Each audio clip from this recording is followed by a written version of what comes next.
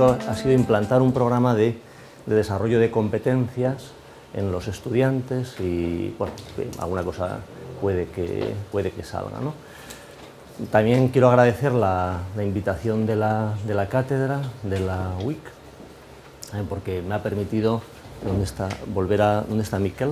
Volver a encontrar a Miquel, que éramos compañeros de clase en la universidad, en algunas asignaturas. Yo llegué de Barcelona y tuve ahí que hacer asignaturas de primero, segundo, tercero y, bueno, pisaba varios cursos. Entonces, un poco lo que entiendo que, dada la puntualidad que estamos viviendo, yo tengo hasta las 12, que el café será después del coloquio, ¿no? Esos 10 minutos se supone que es el café, y me atraía mucho el tema. Entonces yo lo que quiero compartir, sobre todo, está radicado, como veremos, en la confianza, en la gestión de la confianza, pero no solo, ¿no? Entonces, el no solo, pues significa que las 7 ideas que me gustaría que compartiéramos son estas, ¿no? Y al hilo, y todas tienen que ver con lo mismo. Yo creo el denominador común sobre el que volveré hacia el final tienen que ver con que se parece mucho la misión que una empresa tiene a la misión que una persona tiene en el mundo, ¿no? Las empresas, el gran problema de las empresas en estos momentos, me parece, es que han trabajado mucho la visión, pero no la misión, y cuando les aparecen los sustitutos los borran del mapa y no se saben colocar. Saben, en función de la competencia, redefinir sus objetivos, su visión, cómo quieren ser percibidos, pero hay veces que la competencia y la rapidez de los cambios, y especialmente los sustitutos, te sacan te barren, ¿no? Es decir, si Olivetti en su día pensara que IBM o Apple eran un competidor, pues se equivocó, no era un competidor, era un sustituto. Si no tienes nada que hacer, es otra cosa, esto ya va de otra cosa, ¿no? Por ejemplo, una cosa que anoche, hablando con un comentario de Gonzalo, me permitió entender bastante bien esto, ¿no? Dice, pues nosotros, contaba Gonzalo, en el grupo tenemos una división dedicada a la distribución, y hemos encontrado con una empresa, con un socio, sobre los vinos, ¿no? Entonces, lo que está redefiniendo es la misión. O sea, yo sé lo que tengo, sé qué capacidades tengo. En estos momentos a lo mejor me funciona mejor, me funciona peor una determinada división, pero yo con esta gente y este aprendizaje quiero hacer algo y lo encuentro, ¿no? Entonces redefino la misión, redefino mi razón de ser, ¿no? Entonces yo creo que eso tiene mucho que ver también con algo que todos intentamos en la vida, ¿no? Que es intentar averiguar yo para qué estoy en el mundo, para qué estoy aquí, ¿no? ¿Cuál es mi misión o cuál es mi razón de ser, ¿no? Y con estas ideas creo que nos irán permitiendo ensamblar que las empresas funcionan mejor, o sobre todo funcionan, cuando consiguen que las personas que trabajamos en ellas pongamos en juego nuestra misión y demos lo mejor de nosotros mismos, ¿no? Y tiene mucho que ver la misión con dónde doy lo mejor de mí. Y las 7 ideas que comentaremos son estas, ¿no? Primero, lo mejor de cada persona no se compra, se merece. Es decir, lo segundo, dar lo mejor lo cambia todo. Cuando una persona es capaz de dar lo mejor de sí misma, el ambiente es otro, eso cambia todo, cambia el contexto. Todos queremos mejorar, es decir, por tanto, la vocación de mejora es una vocación. Todo el mundo quiere mejorar, las empresas, las personas, por tanto, la vocación de mejora es una vocación, la vocación al desarrollo es una vocación. Somos mejores cuando mejoramos en todas las dimensiones, los humanos no mejoramos en unas cosas, sí en otras no, mejoras y eso es lo que se llama la integridad de las virtudes, si tiras de una, tiras de todas. Por eso es muy importante poner el foco en los puntos fuertes, no en los puntos débiles. Así, vamos a decir, es muy fácil tocar las narices de la gente, pero no se trata de eso, ¿no? No se trata de eso, con eso ganas poco, ¿no? Es decir, cuando tocamos el punto débil, el punto de mejora, pues a la gente le cuesta mejorar. Sin embargo, es mucho más inteligente tirar de los puntos fuertes, porque por la integridad de las virtudes vas a tirar de toda esa persona, ¿no?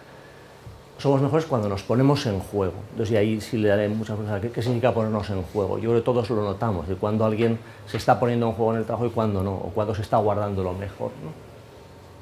Dar lo mejor es como volver a empezar. Por la estructura antropológica, los humanos estamos hechos de hábitos, sobre todo, y podemos volver a empezar. nuestro aprendizaje es un volver a empezar. Cuando aprendemos algo estamos instalándonos en otro orden de posibilidades y por lo tanto siempre podemos volver a empezar.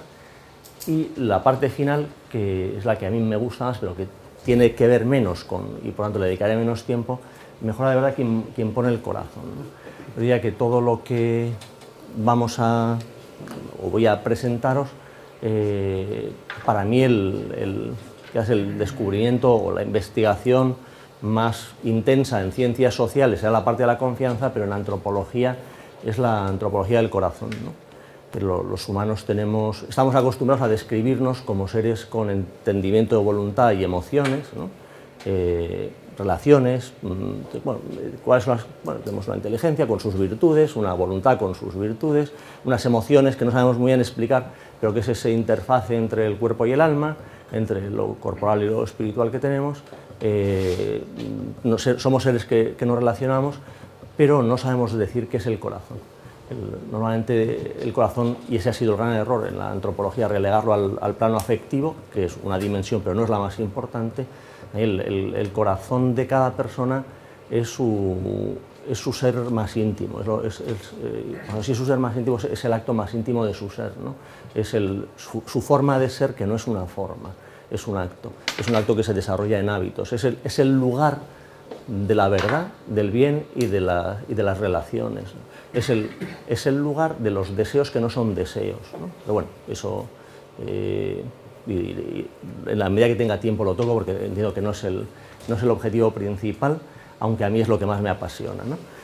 Entonces, luego la presentación es hija de su padre y de su madre. Yo no soy bueno en las nuevas tecnologías y entonces, pues tengo un mix de fotos que a mí me gustan y voy cambiando según las distintas ideas. Pero la primera, no todos los lugares son igualmente buenos para trabajar, no es lo mismo. Hay cosas que no son lo mismo, ¿no? ¿Y de qué depende que no sea lo mismo? Entonces yo me quiero fijar en tres grandes dimensiones de cualquier empresa. Toda empresa tiene una estructura organizativa, tiene una cultura y tiene unos sistemas de toma de decisiones, ¿no? Entonces, ¿qué cambia según lo miras de un lado o lo miras de otro, ¿no? Entonces, ¿qué cambia en la estructura, por ejemplo? La estructura de una organización necesaria es como la anatomía. La anatomía de una organización, pues, a ti te enseñan el organigrama y tú ¿qué ves? ¿Qué miras ahí? Entonces, según lo que mires, te comportas, pero de una manera o de otra. Si tú cuando te enseñan un organigrama lo que ves es la pasta que gana este tío, te comportas de un modo. O este tío, caray, ¿cuántos puntos G tiene? ¿Cuánto dominio? Puntos G son personas a tu cargo, presupuesto a tu cargo, capacidad de decisión, qué guapo es este muchacho. Lees símbolos, lees estatus, lees cuántos metros cuadrados tiene mi despacho, esperas tener un coche determinado, un coche oficial determinado, esperas capacidad de control.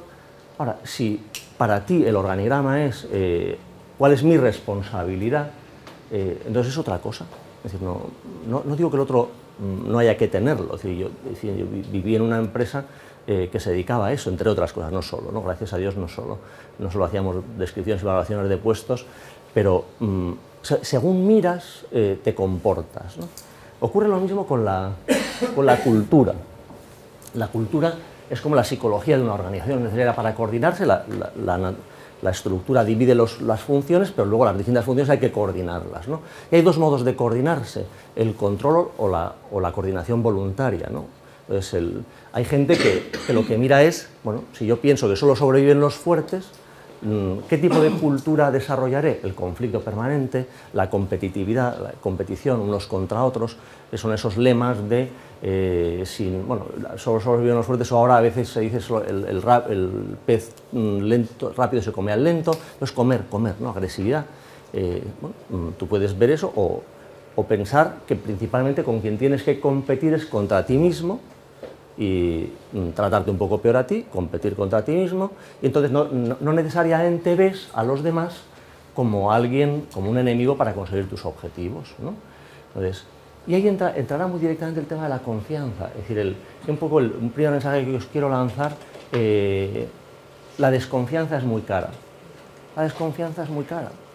Entonces no vale la pena, es que si desconfías, los sistemas de control que necesitas, los contratos internos que te dije que cumples, que no cumples, la cantidad de mecanismos que tienes que establecer, cómo tienes que convencer a otro para que colabore, la desconfianza es carísima, además es muy lenta. es muy lenta. Solo hay que ver lo que ocurre en los aeropuertos después del 11M, pues eso es muy lento y es muy caro, ¿no? Por tanto, la cultura de la organización, el deseo de coordinarnos con otros, depende de si los vemos como enemigos o como colaboradores. Y esa visión de cómo les vemos depende de nosotros. Y la tercera gran dimensión en cualquier implantación, digamos, la fisiología, es el sistema de toma de decisiones, o cómo se toman las decisiones. Es, si el fin justifica los medios y si todo vale con tal de conseguir mis objetivos, si quien tiene el poder, todo vale, pues eso es una visión, un modo de ver la organización, un modo de ver tu empresa, pero luego, a ver, que no me digas que tú quieres que la gente tenga criterio, es que es imposible, aunque se lo propongan. O sea, si un directivo piensa que el fin justifica los medios y que todo vale, y que cambiará de criterio en función de las circunstancias, su gente nunca adquirirá criterio, porque no puede, es absolutamente cambiante, ¿no? Por tanto, aparecen los conflictos de intereses, los problemas de agencia y esa llamada gestión del compromiso que es imposible de conseguir. O sea, si un directivo, pues, técnicamente, éticamente consecuencialista o cínico, nunca puede conseguir compromiso, aunque quisiera su gente, no sabría con qué comprometerse, si no tiene criterio, ¿no? Entonces, otro modo de ver la toma de decisiones es, de acuerdo con nuestra misión y con nuestra visión, yo quiero ser coherente, ejemplar, respetar a los demás, respetar la integridad de las reglas de juego, etc., ¿no? Por tanto, fijaos, un poco esta introducción, lo único que quería mostraros es, depende de la mirada. Depende de cómo mires, te comportas de un modo, te comportas de otro. Si los demás los ves como enemigos, te comportas de un modo. Pero depende de ti, como los quieras ver. Si el fin justifica los medios, entonces nunca conseguirás compromiso. No lo pidas, bueno, es imposible. Si tu distribución de responsabilidades, si tu visión del organigrama es de puro estatus, nunca conseguirás la responsabilidad, nunca conseguirás que nadie entienda el trabajo como un servicio a los demás, ¿no? Por tanto, un poco eso técnicamente sería, los valores cambian las competencias, ¿no? Es decir, las empresas, los valores que tienen cuando son de verdad, o cuando tratan de implantar unos valores determinados, las competencias que se ponen en juego son unas o son otras, ¿no? Y la gran ilusión de todos, es decir, la gran ilusión de todos es conseguir un trabajo en el que la motivación resulte intrínseca porque tus valores personales coincidan con los valores de tu organización, ¿no?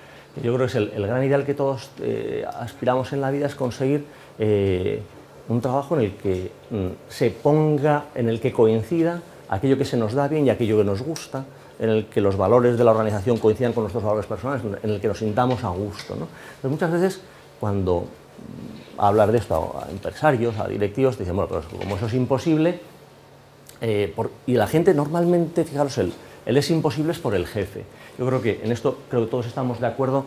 Hay muchísimas investigaciones que muestran cuando un directivo se va de una empresa o un empleado cualificado se va, en el 70% de los casos es por el jefe, es el jefe. O sea, las empresas tienen determinadas culturas, determinados ambientes de trabajo, pero el gran generador de ambiente es el jefe, ¿no? Normalmente la gente no se va de las empresas, se va de los jefes, ¿no? Entonces, hay jefes que no se merecen que demos lo mejor de nosotros mismos. Entonces, ahí me gusta mucho una expresión del clásico castellano. Digo el clásico castellano porque no sé quién fue, si no diría quién es, pero no me acuerdo quién, lo he leído pero no he encontrado. Decía, lo mejor de las personas no se compra, se merece. Es decir, cuando en nuestro trabajo damos lo mejor de nosotros mismos y no miramos la hora, y no miramos si es fin de semana, y no miramos el taxímetro, es porque el jefe se lo merece. Es decir, lo mejor de las personas no lo podemos comprar, nadie lo compra. Pero hay jefes que se lo merecen y todos hemos tenido jefes que se lo han merecido más, jefes que se lo han merecido menos, ¿no? Entonces, por eso, si alguno tuvierais la mala suerte de no tener un jefe excepcional, pues os diría, al menos hazlo por ti. Dar lo mejor, sacar tu mejor versión te interesa. Aunque no se lo merezca a tu jefe, hazlo por ti, te sentirás mucho mejor, ¿no? Segunda idea, dar lo mejor lo cambia todo. Y aquí entramos más con el tema de la confianza, ¿no? Es decir, a todos nos piden resultados. Todos nos piden resultados. Y además cada vez más nos piden resultados diferentes, ¿no? Es decir, más de lo mismo mejor no, sino otros resultados. Esos resultados cada vez están más vinculados a la innovación.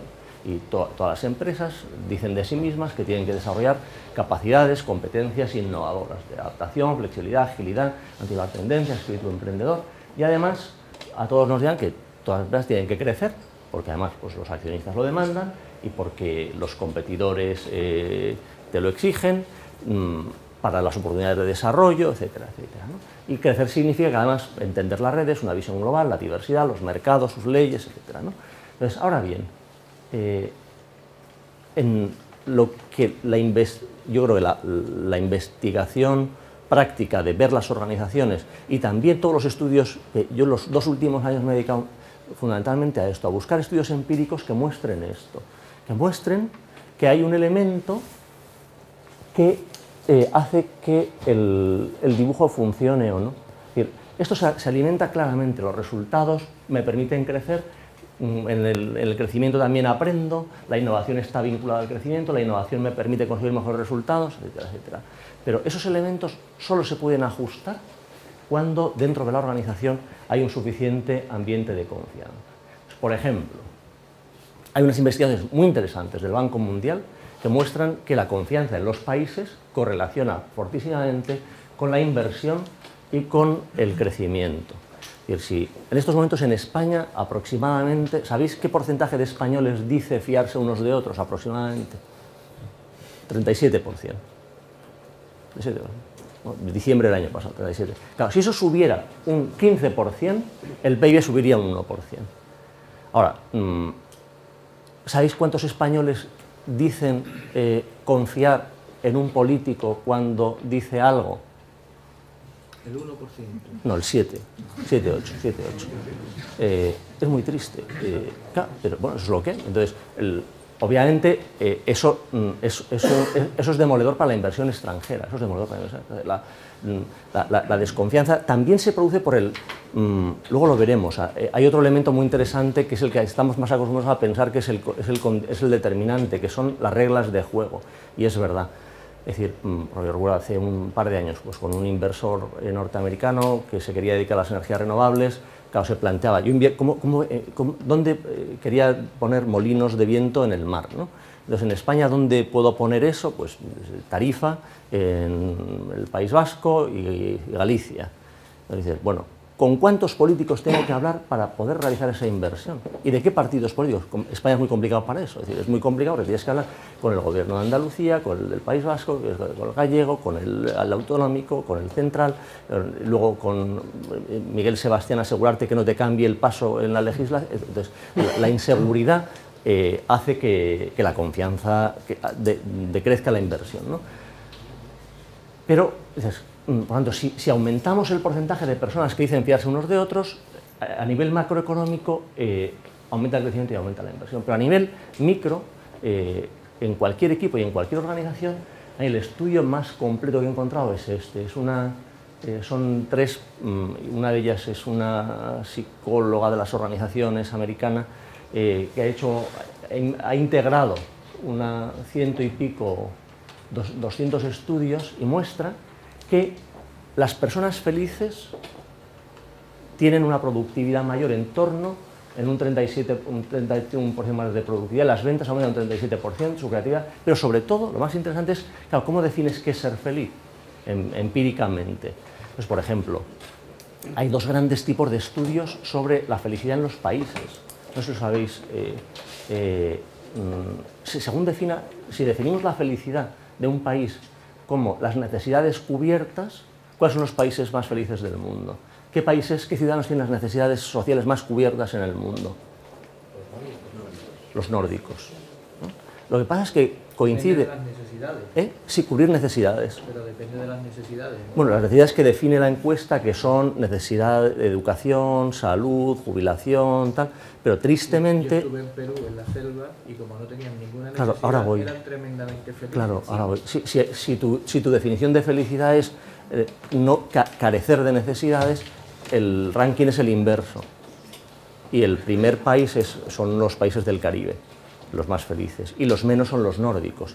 Lo que pasa es que cuando la encuesta que define los nórdicos como los más felices, tristemente coincide con los de mayores índices de suicidio. Entonces dices, anda, que esto no me gusta, esta definición de felicidad tampoco me acaba de gustar mucho. Pero bueno, pero es importante cómo definen la felicidad, qué variables ligadas a la felicidad, que eso es lo que más me interesa a mí de este estudio, correlacionan con la productividad. Hay dos interesantísimas. Una, tener imágenes positivas de los demás. Y las personas que en su trabajo tienen imágenes positivas de los demás, que piensan bien del compañero de trabajo, trabajan mucho más. Y luego hay otra variable que aquí no la puse, pero es la segunda, es la estabilidad familiar. Cuestión que, por ejemplo, antes lo contaba alguno, a mí me llamó mucho la atención en una de mis trabajos es conseguir acuerdos con universidades para que los alumnos puedan hacer intercambios, y como los alumnos todavía el sitio que más les gusta hacer intercambios son las universidades de los Estados Unidos, pues bueno, me hice un ranking de las 10 universidades americanas mejores en Undergraduate Business School y las hemos ido a ver en los últimos 3 años, entonces para conseguir acuerdos de intercambio al menos de 2-3 alumnos, ¿no? Entonces, una cena con el decano de Virginia, la McIntyre School of Business, era una cosa muy... bueno, una cena ya después de 2 días de tratarle bien, en Madrid ya con esa... llevas a cenar en un sitio que se llama Casa Botín, que es el restaurante más antiguo del mundo, de 1700 y pico, una bodega, tal. Entonces ya canta la Traviata y te cuenta lo que lleva. Entonces, bueno, pues decía, mi universidad me ha decepcionado. ¿Por qué? Dice, porque un compañero mío, un profesor ordinario con la tenure, con todas las investigaciones habidas así por haber, ha publicado un estudio en el que demuestra que la estabilidad familiar correlaciona con la productividad, y lo han despedido. Le ha llamado al rector y le ha dicho, chico, esto no es políticamente correcto, tú no puedes publicar esto en tiempos de Obama, muchachos, esto no se puede publicar aquí. Entonces, pues, yo no sé si era políticamente correcto, pero es así. Es decir, también la investigación en ciencias sociales es útil porque las intuiciones podrían ir por otro lado. Tengo un conocido socio de uno de los despachos más conocidos, un día digo, pero tú trabajas, ¿tú por qué trabajas tanto? Entonces me dijo, es que yo tengo 3 familias, me he divorciado 2 veces y no me divorcio más porque es carísimo, ¿no? Bueno, con lo cual, bueno, en ese caso la productividad correlacionada con lo contrario, probablemente, pero normalmente no es así, ¿no? Después, interesantísimo, entonces ya fui investigando y vi que mi mujer da clase en una escuela de negocios y su director de tesis hizo la tesis sobre la confianza. Dijo, el paper es este. Estos son 3 tipos que estaban en Notre Dame hace no sé cuántos años. El paper es este, sobre la confianza. Esos tíos, y los desarrollos posteriores, ¿no? Muestran que cómo se genera confianza en una organización. Entonces, son 3 los elementos. Uno es muy intuitivo, es la profesionalidad. Tú te fías de un buen profesional. Y eso es un primer pasa o no pasa. Tú no vas a un dentista que es muy majo, pero que es un desastre, ¿no? Y no llevas el coche a un taller mecánico de un tío muy majete, pero que nunca lo ha hecho. Lo primero es la profesionalidad. Lo segundo es la integridad.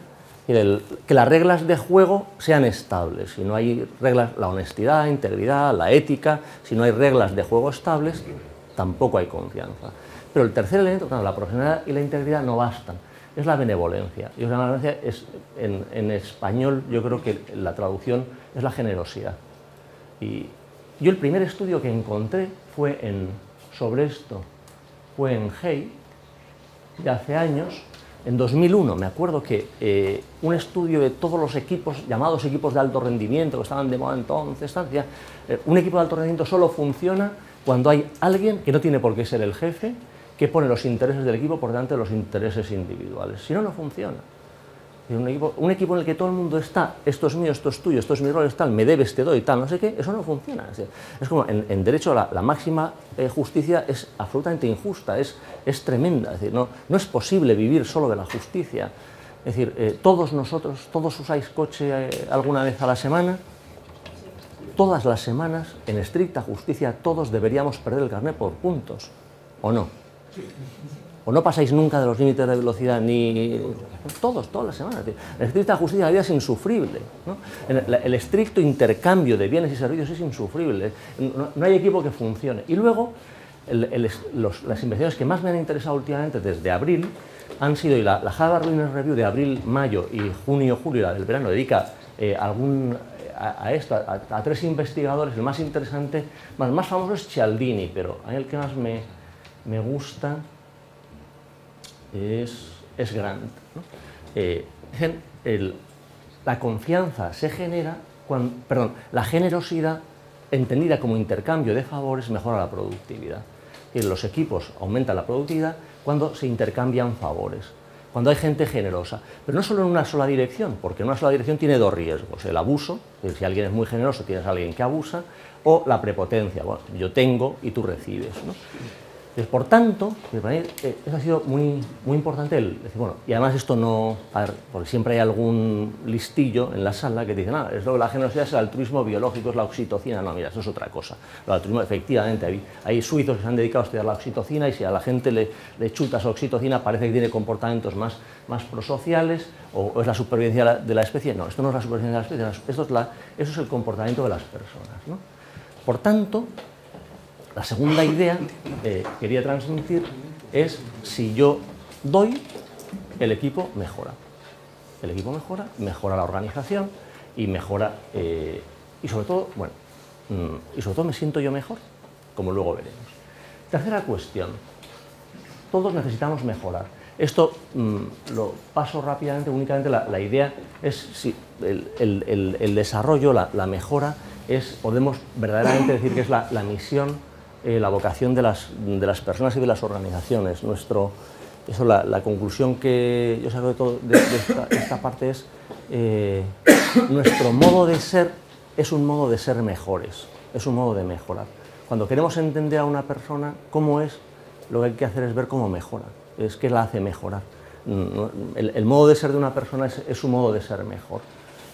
Por tanto, una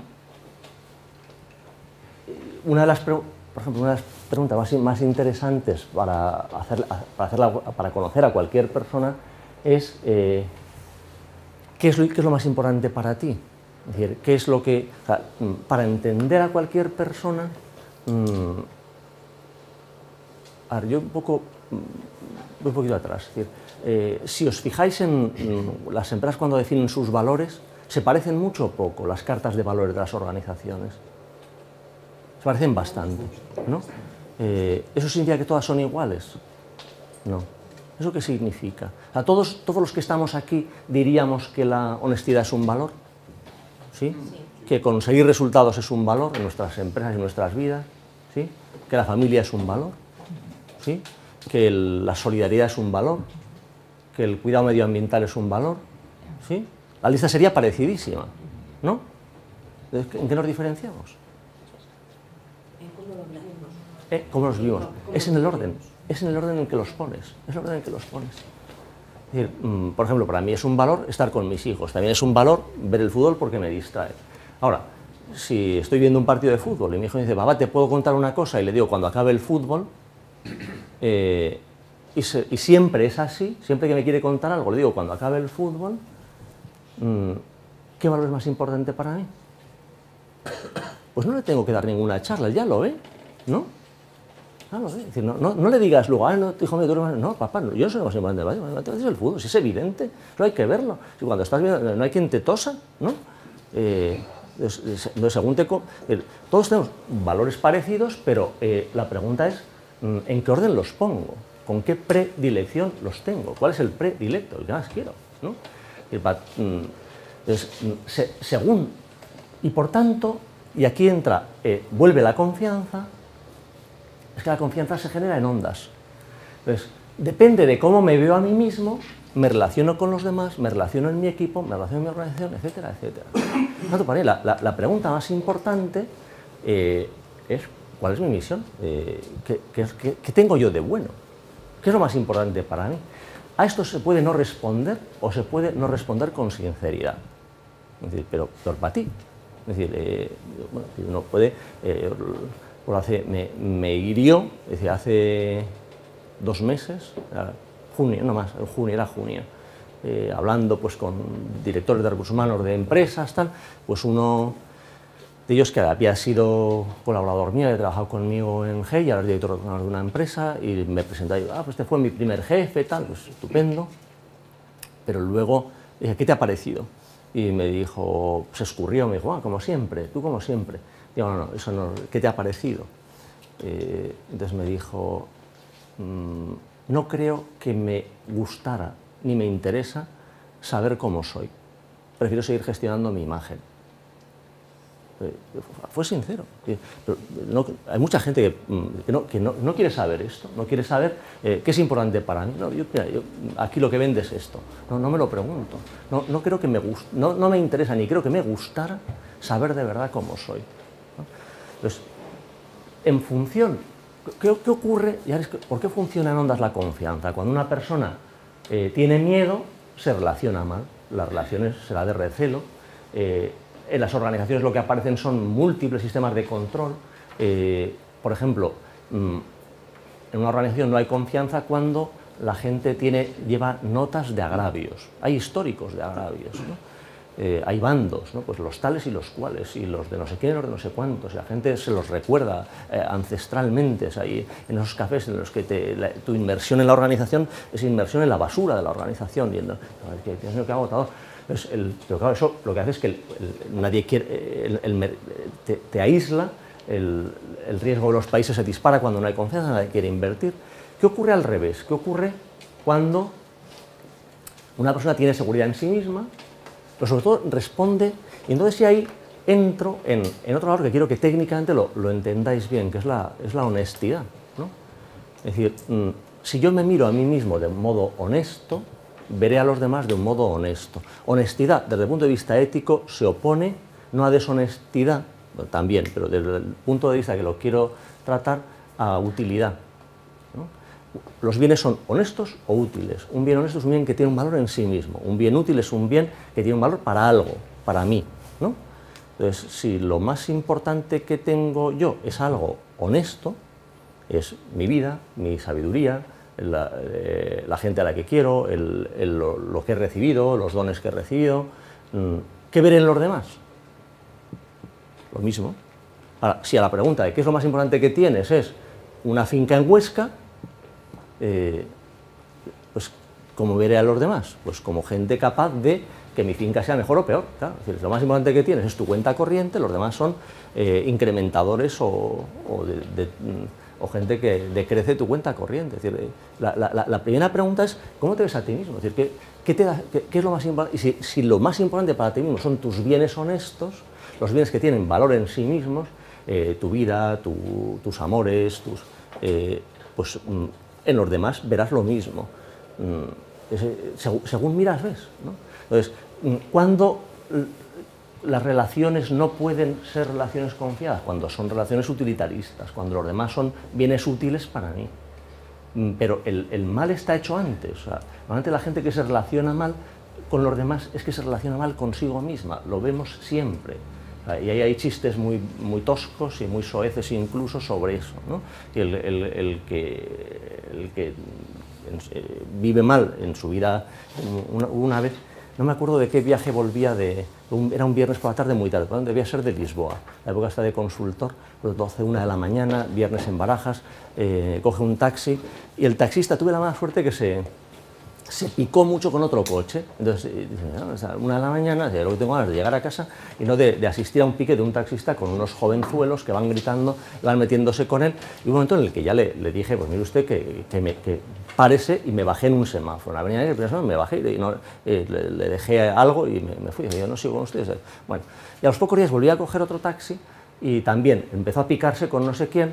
Y entonces, un poco por quitarle tensión a la situación, le dije, es que hay gente que al volante se transforma, ¿verdad? Entonces fue peor, porque se volvió, digo, Dios mío, que te sigas conociendo, y me dijo, no tiene usted razón, eso es lo que dice mi hermana de su cuñado, de su marido, y no es verdad. Mi cuñado es un tal en casa, con los vecinos, en el trabajo y en todas partes. Vale, sí, ya sé, sí, no he logrado apaciguar, ¿no? Es decir, es verdad, es decir, el que cuando alguien se relaciona mal en el trabajo es que se relaciona mal consigo mismo. Hay gente que no se lleva bien a sí misma. Ese es el principal problema, porque no ha respondido bien a la pregunta ¿qué es lo más importante para ti? Cuando tenemos seguridad en nosotros mismos, las relaciones son de respeto, las relaciones en los equipos son de coordinación rápida, son coordinación voluntaria. La desconfianza es muy cara, de verdad, es muy cara pensarlo. Si gobernáis desde la desconfianza es carísimo. Pensar lo que os ahorraríais en vuestros equipos, en vuestras empresas, si confiarais más. Hacer una lista de qué cantidad de cosas nos ahorraríamos, ¿no? Cuando hay confianza hay intercambio, el mercado funciona mejor. No hay papel suficiente para hacer en el mundo, para hacer un contrato entre dos personas que no se fíen. No hay papel en el mundo para contemplar todas las posibles incidencias entre dos desconfiados, ¿no? Eso atrae la inversión, la estabilidad en las reglas de juego atrae la inversión, etc., ¿no? Bueno, pero, digamos, hay que mejorar, somos mejores cuando mejoramos en todas las dimensiones, ¿no? Como veis, la tercera idea era muy parecida. Es decir, según te veas, te vas a relacionar. Mejorar en todas las dimensiones. Y aquí, pues, ya entra a decir, ¿en qué ámbitos mejoramos las personas? Lo intentamos, pues, sobre esto aquí hago una propuesta de resumen sencilla de pues, competencias o cualidades de mejora de la inteligencia, la efectividad, la voluntad, las relaciones o las decisiones, y os propongo 7, porque casi todos los perfiles de competencias tienen que ver lógicamente con estos ámbitos. Las 3 primeras son más competencias intelectuales, pues de curiosidad, agilidad para aprender, capacidad de análisis y síntesis, el criterio, el liderazgo, afán de superación, autogobierno, bueno, da igual, ¿no? Pero cualquier perfil de competencias incluiría con más o menos intensidad competencias de este estilo, y tampoco puede ser de otra manera, porque los que hemos estudiado filosofía sabemos cuáles son los hábitos básicos, tanto intelectuales como morales, y están ahí reflejados, ¿no? Pero a lo que voy es, si ponemos en juego, las claves son qué ocurre cuando una persona es generosa y cuando no. La persona que tiene miedo a dar, el avaro, el que tiene miedo a dar, se centra en lo que recibirá a cambio, esa es una relación, no puede ser una relación fluida. O el que cambia, el listo. Para mí más peligroso este segundo. El avaro se le ve más fácil, ¿no? Pero es muy difícil, más peligroso de ver el listillo que está tan de vueltas, está a punto de ser cínico si no lo es ya, y que te cambia permanentemente las reglas de juego, evita que la relación sea simétrica. Y nunca sabes, o sea, hay gente que es muy cansina, porque nunca sabes dónde tiene el corazón. Y así es muy cansado trabajar. Nunca sabes lo que quiere, nunca le satisfaces, ¿no? No, pues tampoco es eso. Pues va a ser que no. Pues ya no sé por dónde ir. No hay manera, no se deja, ¿no? No se va porque no se pone en juego, porque no, está cambiando permanentemente las reglas del juego, ¿no? Entonces, cuando alguien se pone en juego, las capacidades se ajustan muy rápido. Estas capacidades se ajustan muy rápido, sobre todo cuando funcionan bien esas dos. Cuando hay un liderazgo de servicio y cuando hay una estabilidad en las decisiones. O sea, es verdad que la profesionalidad requiere tanto de la integridad como de la generosidad. ¿Qué ocurre? ¿A qué nos hemos acostumbrado en los últimos, yo creo en la etapa previa a la crisis anterior? Sobre esto, si queréis luego en el debate, podemos hablar. Yo no sé si la crisis va a cambiar demasiado, o sea, me da la impresión de que hay gente que ya piensa que no tiene que cambiar demasiado sus modelos de comportamiento porque el ciclo ya ha pasado y podemos volver a las andadas, ¿no? Y ese es uno de los riesgos, pero hemos vivido mucho, muy cerca de eso me lo sugirió, bueno, la foto me la sugirió mi mujer. Dice, bueno, ¿qué foto de mercenario pondrías? Y me dijo, pues Rambo, tienes pues, una foto de Rambo, ¿no? En las organizaciones, yo creo que los que estáis aquí del grupo Iberinsa, esto os puede resultar extraño porque gracias a Dios vosotros no lo vivís, ¿no? Tenéis una antigüedad media muy alta en la organización, no os sentís mercenarios, os sentís vinculados a un proyecto, también emocionalmente, afectivamente, con ilusión, con años.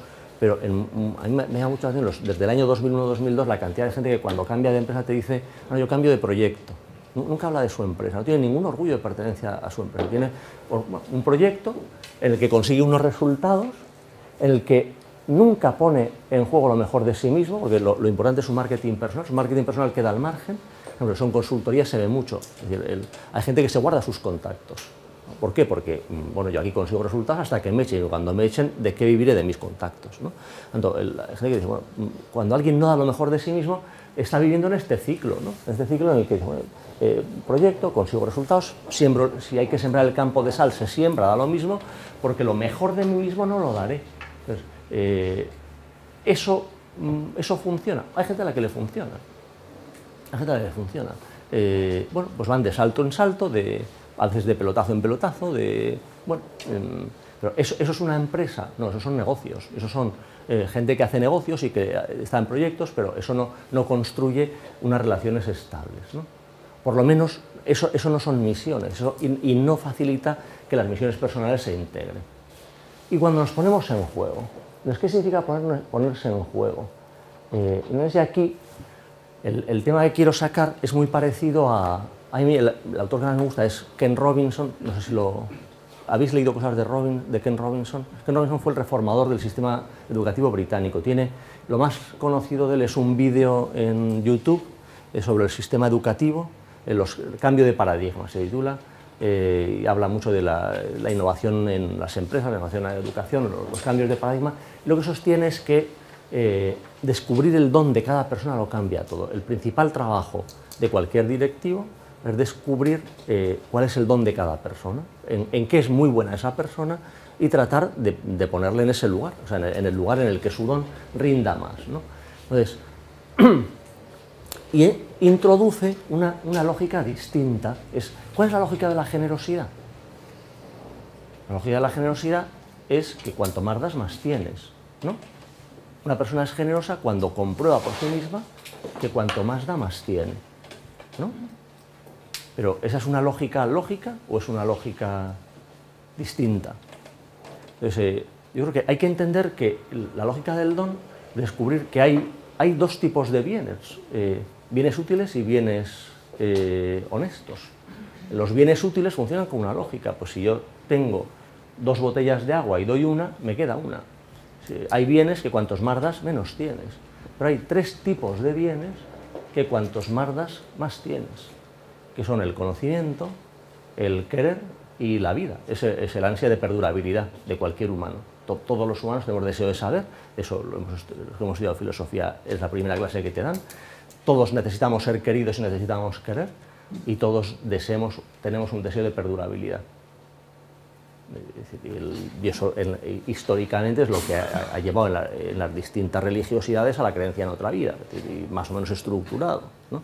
Y a la necesidad de pervivir en otros, ¿no? Es decir, eso es. Entonces, hay bienes que tienen una lógica y otros que tienen otra. Ahora, fijaros cómo se puede hablar de lo mismo de forma tan distinta según la perspectiva. No es lo mismo el deseo de saber que el deseo de conocer la verdad. No es lo mismo analizar la realidad que mirar el interior. No es lo mismo tener visión global que saborear el sentido. No es lo mismo razonar con rigor que ponderar el valor de cada acontecimiento. No es lo mismo buscar la verdad que saberse buscado por la verdad. No es lo mismo forjarse una voluntad fuerte que tener un corazón grande. Dominar y gobernar que querer apasionadamente. Dar a cada uno lo suyo que darle a cada uno lo mejor. Buscar el bien que dejarse traer por el bien. No es lo mismo planificar que proponer. Ser competente o ponerse en juego. ¿Cuál es la diferencia? Las competencias son las mismas. Técnicamente, un diccionario de competencias, el diccionario Millennium de Heiru, es la misma competencia. Pues no es lo mismo, no tiene nada que ver. No tiene que ver dónde te sitúas, no tiene que ver cuál es tu punto de vista. Si eres tú o está fuera de ti. Luego vuelvo sobre esto. Dar lo mejor es como volver a empezar. Y ahí creo que hay una pregunta, para mí diferencia, a lo mejor, no lo sé. Los que tenéis más experiencia empresarial lo tendríais que responder. Las personas, la misión que tenemos en la vida, la vamos descubriendo con el tiempo. ¿Estáis de acuerdo? Que con el tiempo vas descubriendo, y vas descubriendo qué tienen que ver unos acontecimientos con otros, de modo que cada vez más tu vida es un saber encajar las cosas. Anda, era esto, era esto. Yo creo que la esencia de la vida es... a ver, los americanos hacen experimentos de todo. Los tanatólogos, es decir, los sevillanos, ya entiendo que os puede molestar el ejemplo, pero han hecho muchas investigaciones sobre la gente que está a punto de morirse y los que supuestamente han muerto y han vuelto. Técnicamente, médicamente eso no sé cómo se llama, Gonzalo seguro que ha curioseado por ahí, pero hay investigaciones interesantísimas. Hay una tanatóloga muy famosa que dice que a la gente en el momento de morirse le preocupan fundamentalmente dos cosas, ¿no? Y a la gente que muere angustiada le preocupa no haber pedido perdón a alguien por una tontería que quedó pendiente. Te dijo, hace 10 años, es que esto, me queda pendiente esta cuenta absurda, tonta, en ese momento, ¿no? Y luego no haber sabido ponderar mejor unos acontecimientos u otros, no haber sabido dar, pues, a mí me gusta una frase tan sencilla como, bueno, y luego la gente que supuestamente médicamente ha vuelto, lo que dicen es que en ese momento la cosa encajó. Dice, bueno, es un momento en el que ¡pum!, las piezas se encajan, entiendes por qué te han pasado las cosas. Bueno, en fin, cierro el paréntesis porque no... Pero desde el punto de vista de la misión de las personas, creo que sí es cierto, desde el punto de vista de la misión de las organizaciones, los que sabéis más de misiones tendríais que matizarlo o no. Es decir, si una empresa va descubriendo su propia misión a lo largo del tiempo, o si su razón de ser la tiene que tener muy clara para ponerse a trabajar, o vas descubriendo con el tiempo cuál es tu razón de ser y cuáles son tus capacidades mejor o peor justificadas, ¿no? Segunda idea, para mí muy importante, que creo que, y aquí es donde enlaza la misión de las personas con la misión de las organizaciones. Cuando hablamos de la misión de una persona y por tanto de una vocación de progreso, una vocación de mejora, y que toda persona tiene una vocación y está hecha para algo y tiene una razón de ser, a veces nos asusta un poco pensar que esa misión, esa vocación es como un destino ciego, ¿no? Y no es así. Es decir, la vocación de las personas, que tengamos una misión o tengamos una vocación, no significa que tengamos un destino ciego que cumplir, simplemente significa que nuestra misión tiene destinatarios. Y es otro aprendizaje de la vida importantísimo. Es decir, nuestra misión tiene unos destinatarios que además no elegimos. Ninguno de nosotros ha elegido la lista que Carlos nos ha leído antes. Y luego estamos todos aquí y lo recordaremos. Y así todo, pero es que así todos los días. Es que es así todos los días. Es que no has elegido nada en la vida. No has elegido el siglo en el que has nacido, no has elegido los padres, los hermanos. Algunos piensan que han elegido mujer y es al revés, o viceversa, ¿no? Hemos elegido muy poco. Oye, te vas dando cuenta con el tiempo que estás perdiendo el tiempo si esperas que se cumpla, que llegará un momento en el que yo decidiré que no va a llegar. O sea que, yo ahora, la agenda de este año no tiene frases, ¿no? Compré una y luego vi que no tenía frases y, bueno, y algunas de estas que tienen frasecitas que son todas las habéis visto, ¿no?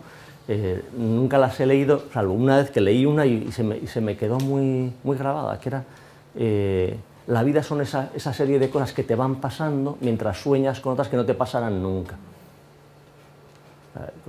Es verdad, esas cosas que te iban pasando mientras tú pensabas y proyectabas otras que es que no te pasarán nunca. Entonces, no te distraigas, que son las cosas que te están pasando. Eso es lo mismo. Es decir, la misión, nosotros no tenemos, lo que tenemos son unos destinatarios, son una serie de personas con las que todos los días nos relacionamos, ¿no?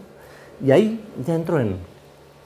Y por eso, bueno, de todos estos, y otra cosa muy importante es el conocimiento. ¿Cómo sabemos de estas cosas? ¿Cómo sabemos de lo que tiene que ver con la confianza y de las relaciones con los demás? Pues es como sabemos de todos esos bienes que cumplen, que cuanto más se da, más se tiene. La confianza es uno de esos bienes. Cuanto más confianza das, más confianza tienes, ¿no? Ese tipo de bienes se saborean de una manera determinada, de una manera tal que es muy difícil de explicar a quien no hace nada por vivirlo.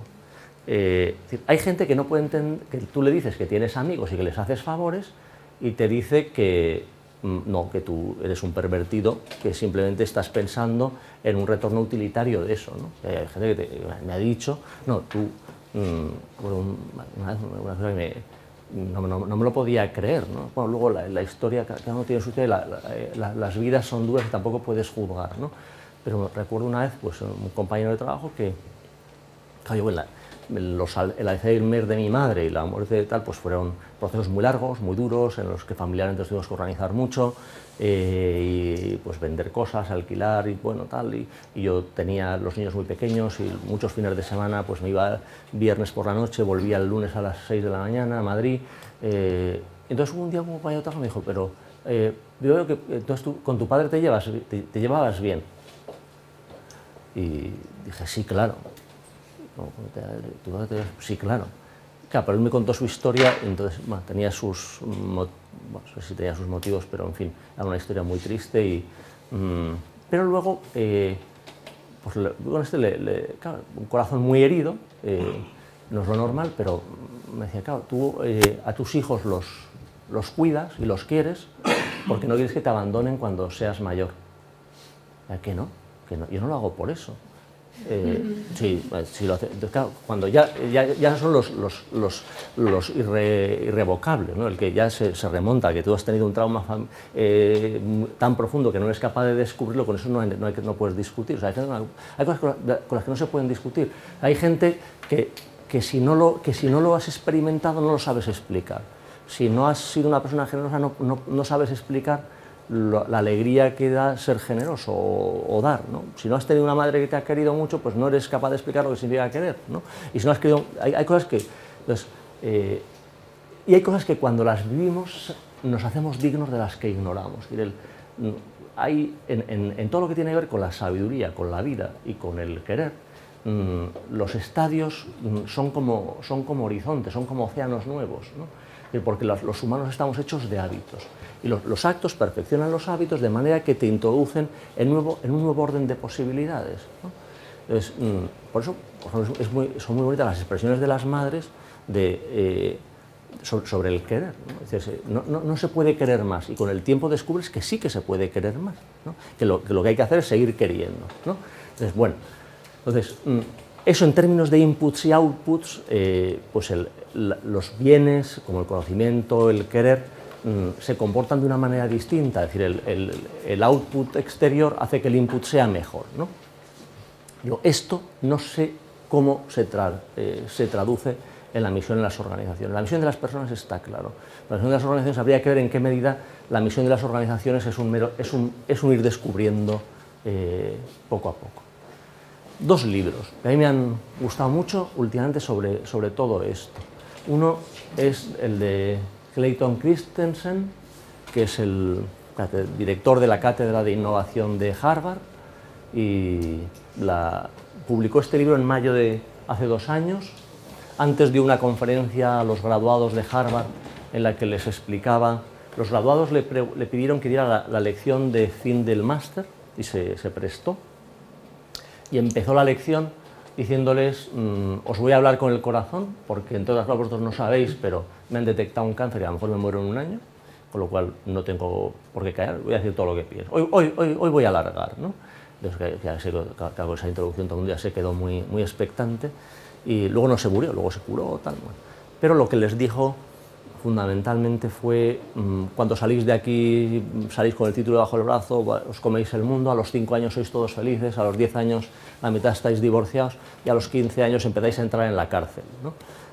Con lo cual me preocupa la formación que os doy aquí, porque claro, algo no va bien cuando a los 15 años os veo entrar en la cárcel ya, no tan pronto, tan jóvenes, ¿no? Bueno, entonces decía, él se preguntaba, ¿entendéis que yo me pregunte cuál será la última pregunta, ¿no? Es decir, cuál será la última pregunta a la que yo tendré que responder, ¿no? Decía, él es protestante, desde una perspectiva religiosa, ¿qué es lo que Dios me preguntará cuando me lo encuentre, ¿no? Entonces decía, ¿me preguntará cuánto dinero he ganado? Creo que no me va a preguntar. ¿Me preguntará a cuánta gente he hecho rica gracias a mi labor de consultor? Creo que no. Entonces, creo que me preguntará cuántos corazones he tocado. Y luego publicó esto, interesantísimo, ¿no? Interesantísimo.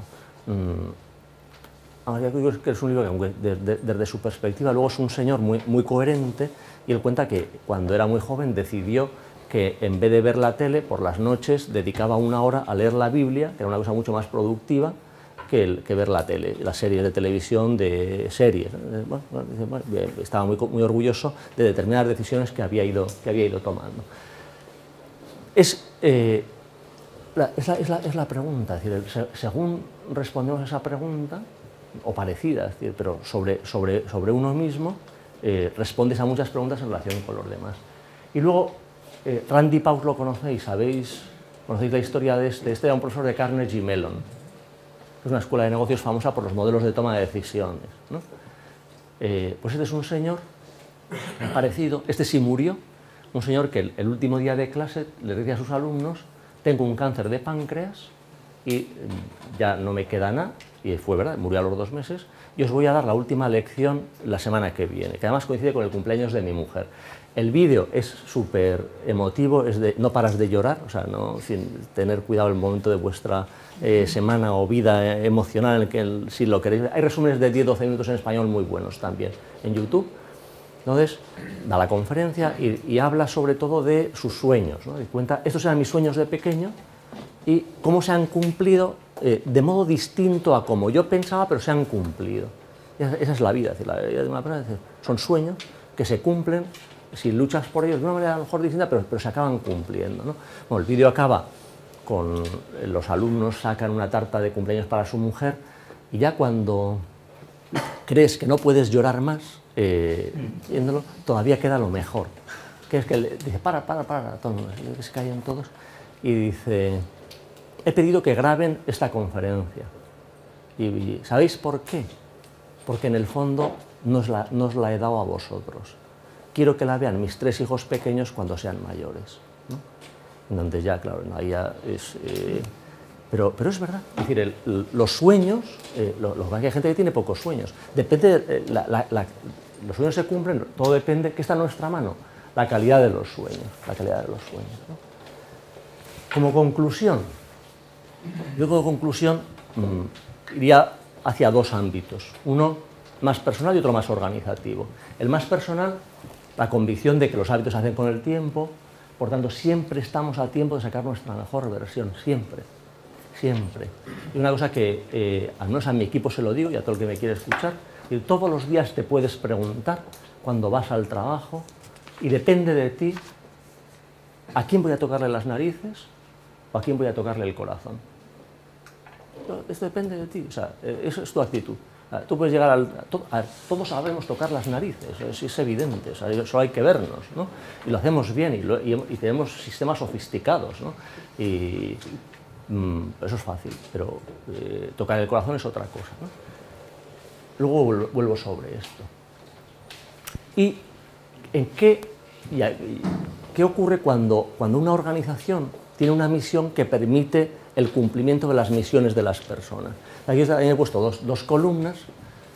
Hemos vivido seguramente una época de cambios acelerados, una época de cambios, pero que nos han llevado a valores o a actuaciones de ese lado, cuando yo creo que las culturas que permiten la integración de la misión de cada persona en la misión de la organización deberían ser más las de este otro lado.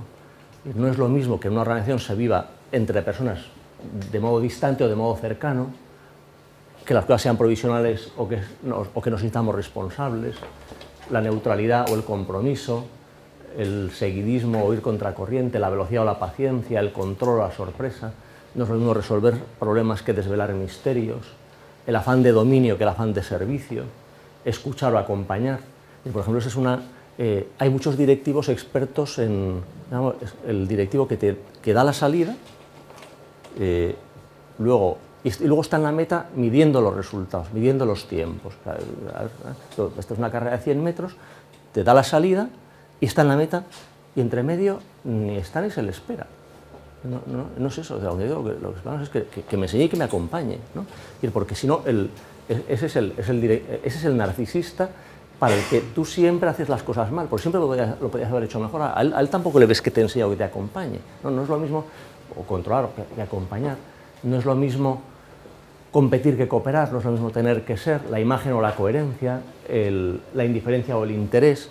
No es lo mismo, yo resumiría, la cultura de la que venimos es un humanismo economicista. Tiene un barniz humanista interesante, pero considera que lo más importante que tenemos son los bienes útiles que tenemos, no los bienes honestos que tenemos. Y eso no es lo mismo que establecer relaciones. O sea, para mí, ¿qué es una empresa? Una empresa es un lugar donde se realizan intercambios de dones. Para eso es una empresa. Es una tarea común de personas en las que se permite y se favorece que yo pueda dar lo mejor de mí mismo y recibir algo a cambio. Entonces, no es lo mismo montar una empresa para conseguir cosas que montar una empresa para conseguir que las personas de verdad se encuentren, ¿no? No es lo mismo hablar de utilidades que de valores, de equilibrio que de contribución, de autorreferencialidad que de misión, y por tanto, yo creo que ahora en estas cosas, bueno, suena un poco fuerte, pero yo creo que los que estáis aquí por algo, o estamos aquí por algo. A lo largo de la historia, las personas que han cambiado el devenir de los acontecimientos siempre han sido muy pocas, ¿no? Es lo que Toynbee llama en su filosofía de la historia las minorías creativas. O sea, la época histórica actual hay dos maneras de entenderla, creo yo. Una pesimista, que es probablemente la corriente historiográfica alemana más dominante desde Spengler, es vivimos un cambio de civilización. O sea, lo que estamos viviendo se parece mucho a la caída del Imperio Romano. Es decir, hay historiadores que escriben sobre eso. Es decir, ¿por qué? Pues porque Europa, por ejemplo, es incapaz de darse a sí misma la Constitución, Europa es incapaz de reconocer sus raíces, Europa es incapaz de reconocer su tradición. Los europeos somos capaces de prohibir los chistes sobre Mahoma y nos burlamos de nuestra religión, que ha sido históricamente nuestra historia. Bueno, es una enfermedad psiquiátrica que ahora no la vemos, pero que dentro de 100 años ya estos tíos estaban muy tarados, se veía venir, no tenían ningún resorte moral para impedir ningún tipo de invasión, ¿no? Pues la corriente alemana histórica dice eso, pues vimos una caída de la civilización muy parecida a la caída del Imperio Romano, y por tanto lo más probable es que en 2, 3, 4, 5 décadas, o como mucho un siglo, pues haya otra civilización que probablemente sea la que tiene más cartas, es el Islam seguramente, ¿no? Bueno, es una visión. No muy animante, pero en fin, ¿no? Ahora, Toynbee dice otra cosa, yo creo mucho más animante. Es decir, en la historia siempre ha habido gente que ha cambiado el curso de la historia, que son lo que él llama las minorías creativas. Las minorías creativas son gente que se hace las preguntas adecuadas, gente que rompe el status quo y que se hace las preguntas adecuadas. Como por ejemplo, yo creo que la pregunta adecuada es ¿qué tipo de que es la que vosotros estáis haciendo? ¿Qué tipo de cultura quiero en mi organización? ¿Quiero esa columna o quiero esta otra?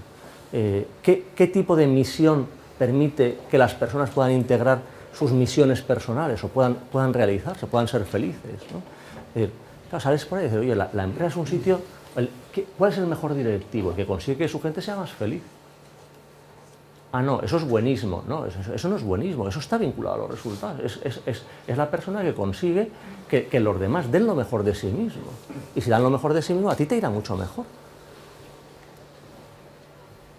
Ahora, para conseguir resultados diferentes, hay que desarrollar comportamientos diferentes, y esto solo se produce cuando miramos la realidad de otro modo. El secreto es ese, un poco el hilo conductor que he tratado de seguir, cómo se pueden compaginar la misión y las misiones, cambiando la mirada.